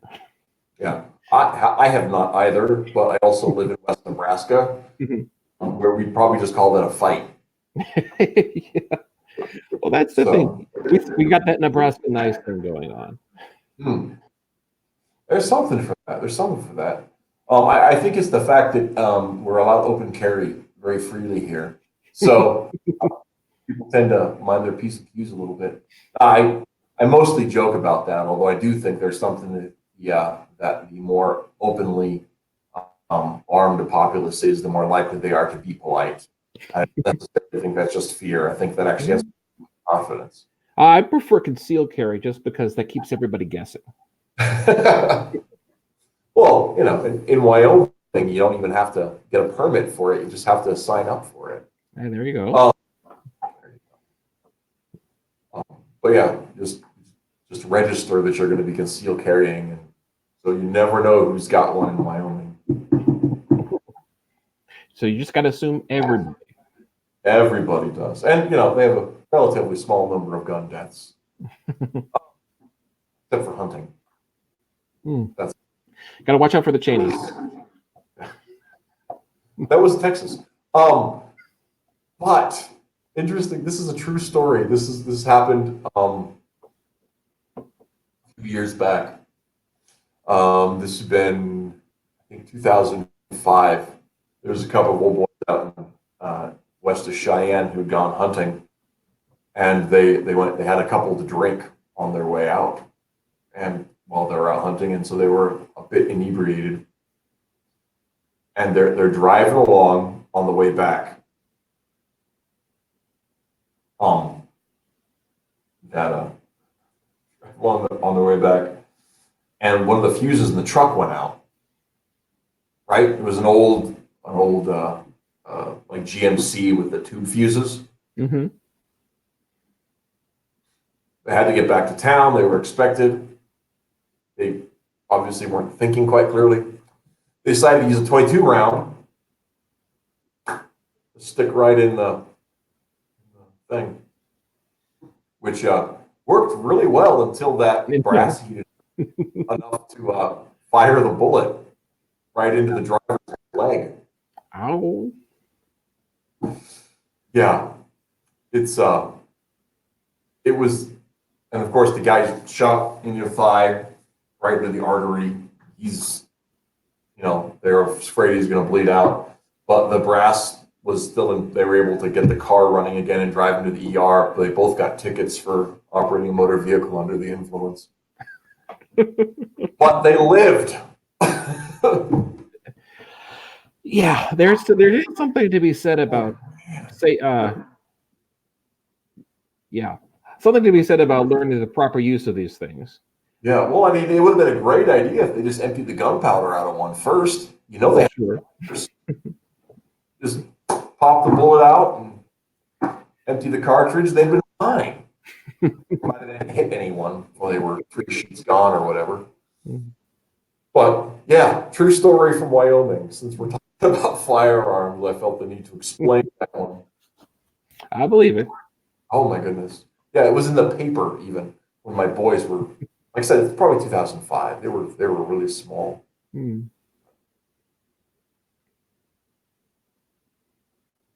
But yeah. I just realized I've run out of things to talk about. Well, you're the host. I know. You don't I'm have supposed to be the endless fount of questions, but we ended up running a really to a really decent stopping place. Dragon in the chat had posted some more things that are interesting. It also messes with people. They're talking about when people act poorly. In the real world, I'm well aware of my physical presence, what it does to others, where there isn't much change to how people act to me in real life versus online. Imagine an extremely hot girl with a bad personality. In real life, they're going to be treated better and have their personality a bit ignored. Whereas online, that's reversed almost completely. Less so with vid conferencing being so common nowadays. I think there's a certain truth to that. I think there's also the fact that, I think a lot of people just don't want to be a dick in person. Right? And not only I was mentioning getting punched, physical reprisal, but I don't mean just that. I mean, it's a lot harder to be the kind of guy that's just willing to run a person down, in person, and deal with the emotional consequence of seeing another person recoil from that. Sure. I think that's a factor too. And we depersonalize people online. I mean, for the most part, I know I actively try to not when I'm dealing with a person. I'm also not a person who's shied away from making people cry in real life either. So again, kind of evil. But I mean, I've been known to be a harsh person, so sometimes that comes out online too. But a lot of people, I think we tend to just look at the messages as being, there's not a personhood necessarily attached to the other side of it. Yeah. Yeah, and that's the hard thing. When you reduce people down to being a label, it is very much dehumanizing, and people are far more nuanced than being labeled red or green or blue or whatever partisan label you want to put on somebody. Yeah. And one of my personal annoyances with that whole thing too is I think this is a dearth in our education system. I don't think we necessarily socialized very well, but additionally to that, I don't think because we're not taught thinking clearly as a society, a lot of people don't even understand what their label is. Mm-hmm. And of course, I think, liberal, conservative, those ideas are relative to the society in which we live. The liberals of 150 years ago, who wanted, that their society was about changing things toward freedom 150, 200 years ago. And people that are wanting to change society toward freedom today are called conservatives. Sometimes. Because because changing society toward freedom is an American value. Mm-hmm. And so since we already have a nation, you'd be a conservative to conserve that value. Mm-hmm. Yeah. And the way it turns out these days, it seems people who would have been liberal about 10 years ago are now basically classical liberals. It's become a lot more polarized as the Overton window shrinks and shrinks. It seems like there are far more people on the outside, or at least you aren't allowed to deviate as much as you used to to be put in that box. Well, I think one of the things that 10 or 15 years ago, maybe even farther, the argument was about, well, what qualifies freedom versus duty, mm-hmm. which is I think the 1980s arguments of conservatives versus liberals is what are the differentiation lines between freedom versus duty, mm-hmm. and now our question is, well, how much of our lives are we going to let the state run? And I mean, those aren't even the same thing. I mean, like, I've gotten to a couple conversations online when people were saying that modern day leftists are just like the church ladies back in the 80s. And I'm like, okay, listen, kid, I was there in the 80s. Church ladies weren't asking the government to take over. They were just telling you shouldn't watch porn. Mm-hmm. That's not a governmental option. Now people are wanting to use, the gun to tell you can't, call somebody Mr., or whatever. And it's when you add government force, you add the elements of governance into the situation, it's a whole different conversation. But I think that we've, since the 50s, I think the education system is slowly, actually probably since the 30s, has slowly eaten away at the real questions of what the issues are. And so people get caught up on the partisan label making instead of actually having a conversation about the nature of freedom and the balance of freedom and mm-hmm. Individuality in a free society and the big questions. Sure, I think people just haven't had a basic civics education either, which kind of surprises me. Some of the things I learned in high school about the basics of how constitutional government works. A lot of people I encounter don't seem aware of those things, and other people I'm sure have just forgotten. But that's part of what I think I enjoy most about being part of the process is you start getting to see a lot of this stuff close up, or at least a little bit closer. Because I think some people don't understand the rules of the game. I mean, as far as the way our Constitution works, individual rights, you can get together and vote, but that doesn't mean you're going to get your way, because there's still a Bill of Rights that we have that applies whether you vote on it or not. So I think that's actually an avenue of that too. The idea that just because the American experiment, as we used to call it, right, is an experiment because we're still looking for the right solution. We're never going to completely find the right solution. right. Although the Constitution has remained very much aside from our amendments, it's remained very much unchanged for the last 200 plus years. Very few forms of government have that endurance, and there's a reason for that. Is that it was built pretty well from the beginning, and if I can borrow from Jordan Peterson again, you don't go and change the fence post unless you know why it was put there. Yeah. Well, and a lot of that comes down to a big discussion about the nature of man, and that that the reason we have the government we have is because the founders observed that human beings can't be trusted to govern each other, always will govern each other. That there always is going to be a government, and so we need to limit that control a lot.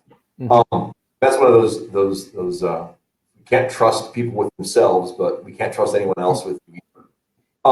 And so that means that you have to have a system that is intentionally confoundatory to the accumulation of power.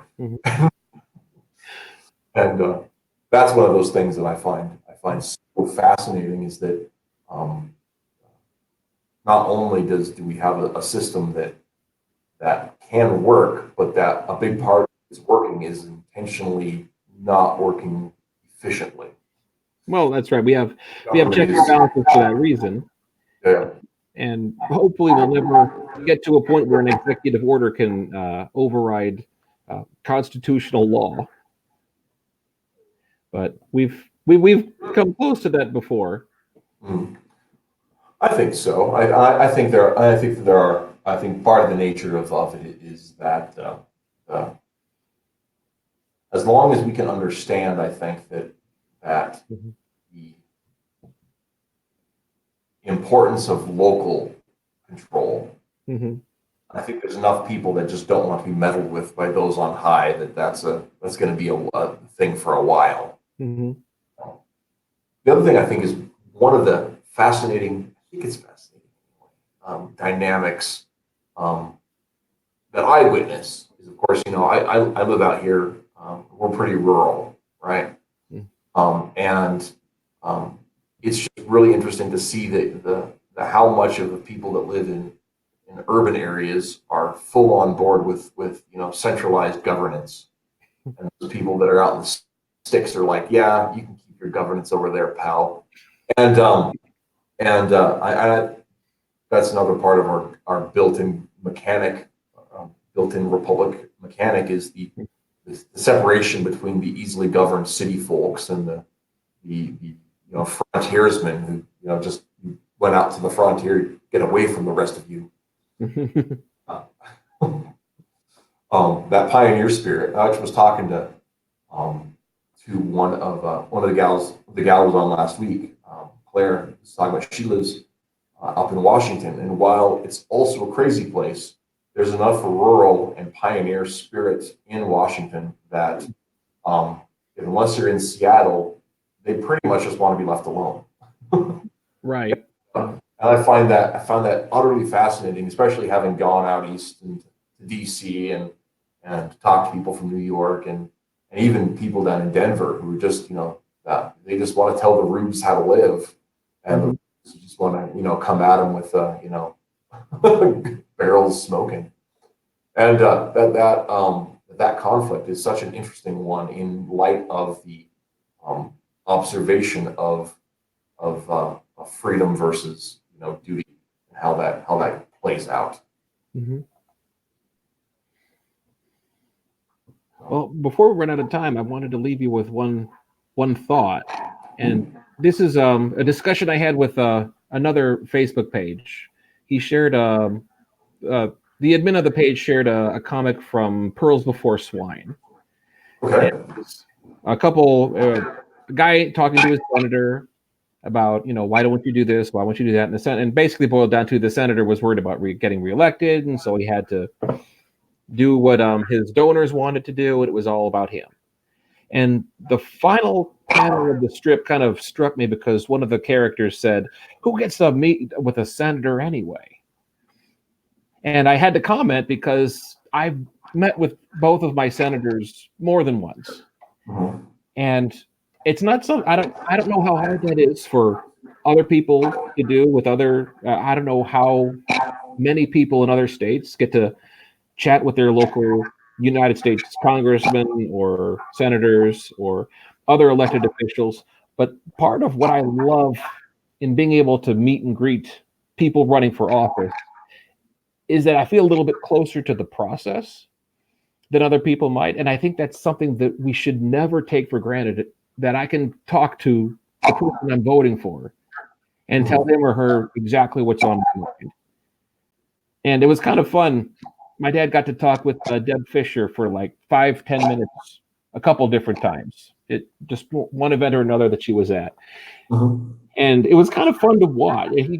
And same thing with our governor, with our congressman. I don't know how much influence I or anyone I know would have in being able to do that, but just being part of that process rather than other people I know who might go to a protest or something. Stop right there. Yeah. Because you froze for a second on my screen anyway. Oh, okay. So you said your dad met Deb Fisher, and that's the last thing I heard. Oh, well, I'm just saying he got to meet with her and talk to her for a good 5 or 10 minutes.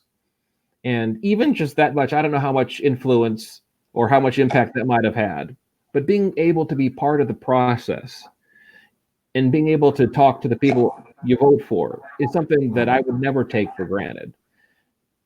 So that's partly why I enjoy doing that sort of thing.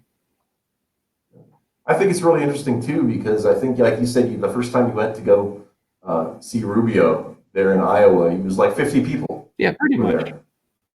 And so think about how many people that are like, who's going to really talk to a senator? Well, how many people have tried? I mean, there's a limited number of folks that do take the opportunities that we have to meet with our public officials or even our city council. Mm-hmm. I mean, I could count the number of city council meetings I've been to on one hand. Mm-hmm.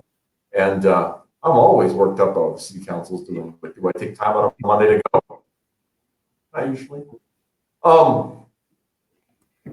Meddle too much. Anyway. But yeah, I think that's one of the things we have is I appreciate seeing the photos that shared and realizing that you've taken the time to do that, because I think it's an interesting and useful thing to do. And like we talked about tonight, about being able to sit down with people or stand across the road from people. They're just people, even though they're that they seem to be busy. Yeah, there's a lot of people are very cynical about the role of money in politics. The idea that you would have to pay a certain, the only money talks, for instance. And I'm sure that's true to some extent, but I've been impressed with how accessible I've never had to pay money to have access to anybody I've ever talked to. And that's something I think is fascinating, because if you want to be able to go and tell your governor, give him a piece of your mind, it's a lot easier than than people might think. And it may be easier in Nebraska because we have fewer people, but you still call a secretary. There are opportunities. So yeah, I do think we do. Honestly, I think we have a unique state in that way. I think people here in Nebraska are at least the people I know are a lot more civically engaged than. Well, my dad used to live in North Carolina, and he said people there were very, very cynical about the way things worked. the way they assumed things were run by the good old boys, for instance. And around here, people don't seem to put up with that sort of thing. If there's a cartel of good old boys, you're going to have people very upset, working to get to break them up. Except for Ernie Chambers. Well, And with that, yeah. Well, that's a whole other topic. see, local politics. That's a whole other topic there. Well, it's 10 after 9 here in Mountain Time, the real time zone. So go ahead and call it. Of course, more people in Central Time, but don't worry about that. Not just in Nebraska, I think in the country. Sparsely populated land out here. Anyhow, I'm going to quit rambling and thank you, Matt, for coming on. Well, thank you for having me. Yeah, absolutely. It's been fun to talk. A bit rambly, but that's how we like it here. We're going to go ahead and call it a night. Dragon, thanks for hanging out in the chat with us. Appreciate that. And anyone who tunes in later or who's here and left and wants to catch the last 5 minutes, thank you for coming on. I always for hanging out. I always appreciate that. And until next time, get out there and read some webcomics. Also, just now, earlier tonight, if you check out forcesofgoodandevil.net, a preview cover for the new story from the archives just dropped. And tomorrow evening, the whole 8 pages of that story is going to be up there for your viewing pleasure. So thanks for, if you want to check it out, feel free. And also check out Out at 5, is it .com? .com. Out at 5. And for Matt's webcomic there, which has links to his archives and everything way back in the day and all kinds of stuff. And you can find me on Twitter at Out at 5. Yep. Which is in the description. Yes. And have a good one, guys.